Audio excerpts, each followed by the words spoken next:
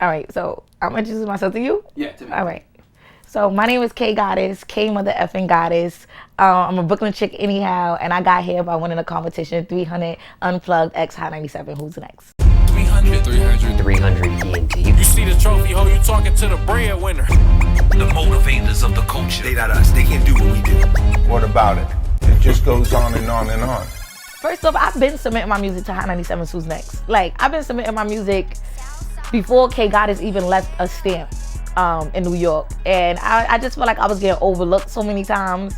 You know, when they had the Hot 97's Who's Next concerts and things like that, you know, I used to fiend to try to get in a concert. I was like, oh my God, is that SOBs? Like, I want to pop out the SOBs, like, and things like that. But fast forward, I was on Instagram one day, and I think I was actually on tour. I was traveling, I was on tour, so I think I was in Atlanta or something. And I seen Hot 97's Who's Next make a post about a competition. And it's a Destination to Summer Jam competition. And in my mind, I didn't even think nothing of it. I was like, you know what? I'm gonna submit my music. So when I submitted my music, it went from me submitting my music to like, I think probably like an hour or two later, I posted it on my page. I posted it in my story or something like that. And when I posted it in my story, you know, it was just regular. I submitted my music, I paid the $20. I think it was about $20. I paid the $20, submitted my music, I posted it in my story. When I posted it in my story, it's like one of my fans got a whiff of it. And one of my fans reposted it, then other fans reposted it, then more fans reposted it. And I'm like, I'm looking at it and I'm like, shit, I might got a chance to perform at Summer Jam, you know what I'm saying? So when I seen the stats, I was like, oh my God, I got back on and made another post. Fans, I need y'all to run it up, do this, do that, get me back to that top spot, blah, blah, blah, blah. And they got me back up to the top 5 spots. And then after that, I received the email saying that I made it to the semifinalists for Hot 97's Who's Next 300 Unplugged. Like, and they're like, girl, you a semifinalist. Like, come on, let's figure out what songs you about to perform, da da da da, whatever.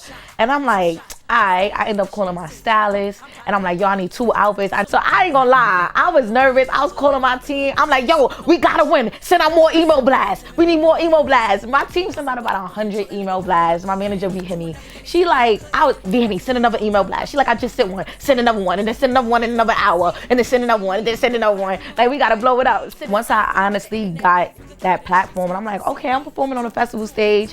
You know, I was hyped because I felt like that was my foot through the door.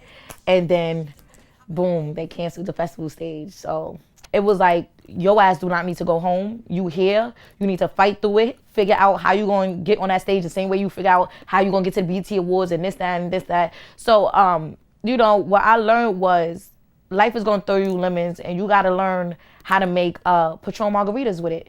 You know what I'm saying? I got started in music. You know, I've always, even when I was in college, I was always writing rhymes, doing poetry, rapping to my friends. And when I was in college, they wanted me to do like the talent show and things like that. But I was too nervous to do it. You know, rap runs in my family. My mother was a rapper, and she was kind of big in New York.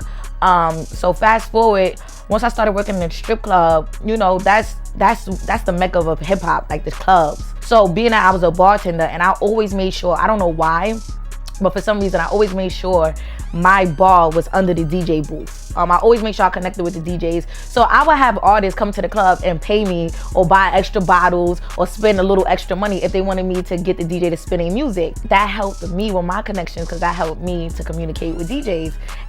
One day I was in a car with one of my friends, and just so happened he had got a phone call from Tony Ayo. And when he got a phone call from Tony Ayo, you know, he told Tony Ayo, like, yo, I'm in a car with K Goddess, blah, blah, blah, whatever. So Tony Ayo, like, K the Goddess? Let me talk to her. You know, I get on the phone with him, and he's like, yo, K, I'm going to tell you, I think you should rap. Straight out the gate, I'm coming in strong like a baddest step into the plate. Huh, bitches talking out their mouth. What? But I bet they won't say it to my face. Nah, one shot. That's how my journey started, right there. I had a manager, Tony Ayo, you know, we wasn't under no paperwork, but Yayo was definitely the first person of mentorship in my music career. That's out with that lemon, but no lemonade. Say you want to Beyonce, but I bought him Jay. That nigga woke on the Brooklyn. Shout out to Hot 97's Who's Next, Hot 97, 300 Unplugged, 300 Entertainment. We outside. Bow. People who push the culture forward. They not us. They can do what we do. 300 ENT. Get with us. We gonna change your life. Yeah.